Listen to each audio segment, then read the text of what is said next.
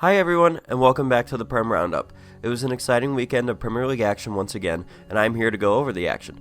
Don't forget to leave a like and comment below on your thoughts on this past weekend and the season as a whole. Apologies if my voice sounds a bit rough, I came down with the flu over the weekend, but the show must go on. Today, all I'm mostly going to cover is the title fight, as it was a pretty big weekend for that. We'll start with Liverpool, who continued their flying start to the season. The fixtures are starting to get tougher, and they're still passing with every single test that they've come up against. A 2-0 win against Aston Villa extends their lead at the top of the table to 5 points over Manchester City. Mohamed Salah just continues his fine form, adding another goal and assist for Liverpool against a good Aston Villa side. Another clean sheet as well. Liverpool have only conceded 6 goals so far this season and have easily been the best and most consistent team to start the season. I have been incredibly impressed with how Arne Slot has come in and had zero fall off from what Jurgen Klopp was doing with basically the same side. Their pressing and defensive solidity has picked up right where Klopp left them, and there's been no fall off at all. They have played the easier of the fixtures between the 3 title favorites, but you can only play who is in front of you, and they've passed with flying colors all season. Aston Villa continue to have an up and down season, 2 losses in a row in the league, and only 5 points from their last 5 games now have them sitting 9th place. It's not all doom and gloom though. They are still only 1 point off of 3rd. The top 4 race is incredibly tight this year, and I think it's going to be a fun one to watch throughout the year. Villa's got enough of a home field advantage that I think they will consistently stay up there, but they do need to start winning some of these games against some teams that they should be beating. On to the next title challenger. Manchester City slips for the 2nd league game in a row and loses 2-1 at the Amex against Brighton. You hear a lot about injuries and players missing from the Arsenal side of this title fight, but Manchester City I think have had it worse. Kevin De Bruyne has missed most of the season, Rodri's now out for the season, and between Nathan Ake, Ruben Dias, and John Stones, they've barely had any consistency with their center back pairings this season. Despite all this, they still only sit 5 points behind Liverpool on 23 points.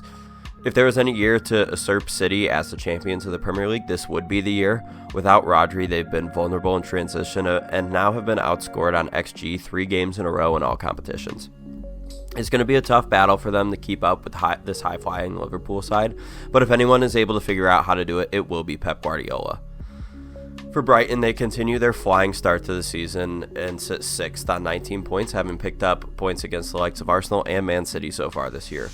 Easily in contention to make it back into the European competitions, and I think of any of the surprise teams this season, the Fulhams and Nottingham Forests of the world, Brighton have the best chance to sustain this throughout the season. Their club is incredibly well ran, their recruitment's incredible, and they fully deserve to be where they are this year. On to the last of the top 4 teams. Arsenal dropped points again at the Bridge against Chelsea in a 1-1 draw. This felt like a fair result for this game. Arsenal are still not clicking going forward, and with possibly another injury to Bukayo Saka, it could keep going on this way for a bit.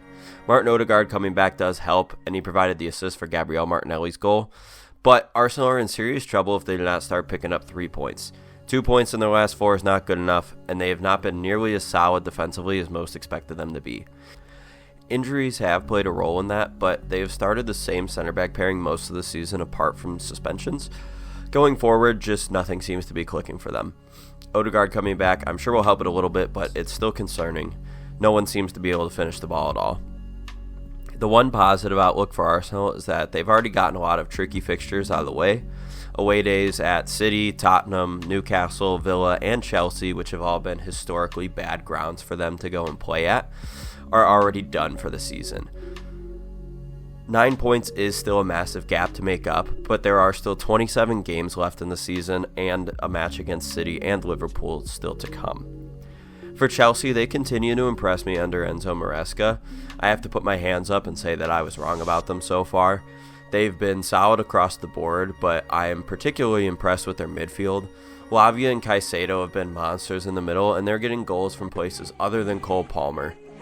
Pedro Neto scored his first goal in this game.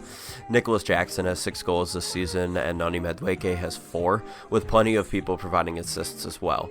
Cole Palmer is still the guy, he's still the main focal point, but it feels more like it's not Palmer FC this season like it was last year.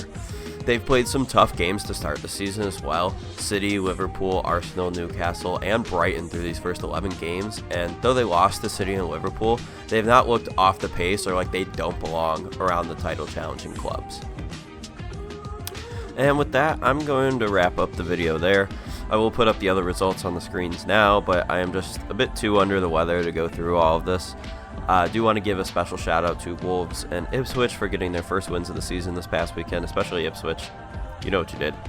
And another shout out to Fulham and Brentford. Brilliant starts to the season for both of those clubs. Fulham look really impressive. Crystal Palace really look off the pace, but I know they have a lot of injuries right now. But yeah, that is it for me for this video.